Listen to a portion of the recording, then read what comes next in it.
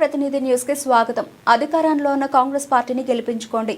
8వ వార్డును సుందరమయంగా తీర్చిదిద్దుకోండి. న్యాయవాది కోవూరి సత్యనారాయణ గౌడ్. సంగారెడ్డి జిల్లా సదాశివపేట పట్టణంలో 8వ వార్డులో ఎక్కడ చూసినా ప్రజల్లో కన్నీరు, వాళ్ల బాధక సాధకాలను చూసి 8వ వార్డు ప్రజల కష్టాలను తీర్చడానికి, సమస్యలను పరిష్కరించడానికి, 8వ వార్డును అభివృద్ధి చేయడానికి కీర్తిశేషులు మాజీ చైర్మన్ సిహెచ్ నరసింహ గౌడ్ కుమారుడిగా 8వ వార్డు అభివృద్ధికి సంపూర్ణంగా కృషి చేస్తానని కీర్తిశేషులు మాజీ చైర్మన్ సిహెచ్ నరసింహ గౌడ్ పేరు నిలబడతానని, ప్రజల ఆశీర్వాదంతో కాంగ్రెస్ పార్టీ జెండా ఎగరవేస్తానని, ఇచ్చిన మాట తప్పనని, 8వ వార్డు అభివృద్ధి సాధించడమే ముఖ్య లక్ష్యంగా ముందుకు వెళ్తానని 8వ వార్డు అక్కలకు, అమ్మలకు, వృద్ధులకు, పెద్దలకు, యువకులకు, ప్రజలకు పేరు పేరున విజ్ఞప్తి చేశారు. ఈ సందర్భంలో న్యాయవాది కోవూరి సత్యనారాయణ గౌడ్ మాట్లాడుతూ ఎలక్షన్స్ వచ్చే ముందు BRS party MLA Chinta Prabhakar కు 8వ వార్డు ప్రజలు గుర్తొస్తారని మాయమాటలు చెప్పి ఒకవైపు బీఆర్ఎస్ పార్టీ అధిష్టాన విలువలు తీసివేసిన ఘనత చింతా ప్రభాకర్దేనని తెలియజేశారు. 8వ వార్డు కౌన్సిలర్గా కాంగ్రెస్ పార్టీ తరఫున సిహెచ్ రేణుకా శ్రీనివాస్ గౌడ్ బరిలో నిలబడ్డాడు.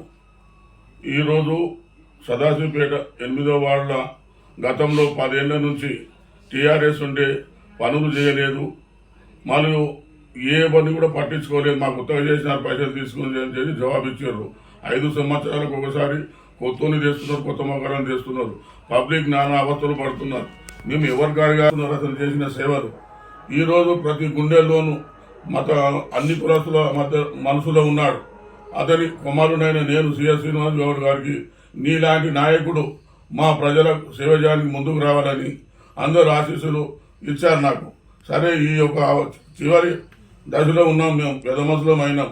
ప్రజాసేవ నాయన రూపాయి చేస్తే నేను ఆటనన్న చేయాలనే ఉద్దేశంతో బరిలో దిగాను. ఈ రోజు నేను నిస్వార్థంగా సేవ చేయడానికి ప్రజల ముందుకు వచ్చాను. ప్రజల వార్డులో ఏ సమస్యలున్నా 24 గంటలు అందుబాటులో ఉంటాను. మన ఇక ప్రభుత్వము మొన్ననే జగన్ గారు 80 గజాల జాగిచ్చినాడు.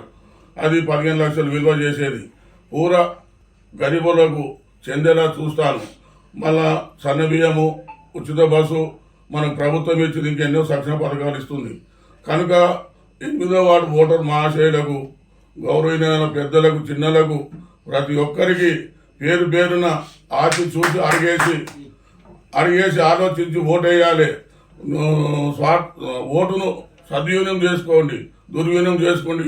మాయమాటలు చెప్పి కాలు మోగుతారు, కడుపు తలబెడతారు, కాళ్ళమెట్టలు తీస్తారు. నమ్మకండి, ప్రభుత్వం మనదున్నది. మీకు నేను అండగా ఉంటా. ఏ రాత్రైనా, ఏ పనికైనా, ఏ ఇతర పనులైనా నేను చేయడానికి సిద్ధంగా ఉన్నాను.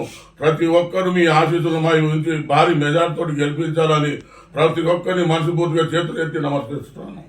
జై కాంగ్రెస్, జై కాంగ్రెస్, చేతి గుర్తుకే, చేతి గుర్తుకే. మహాశైలకు అందరికీ పేరు పేరున ధన్యవాదాలు తెలుపుతున్నా. మేము కాంగ్రెస్ పార్టీ నుండి కాంగ్రెస్ పార్టీ ఈరోజు అందరికీ న్యాయం చేయడానికి ముందుకొచ్చింది.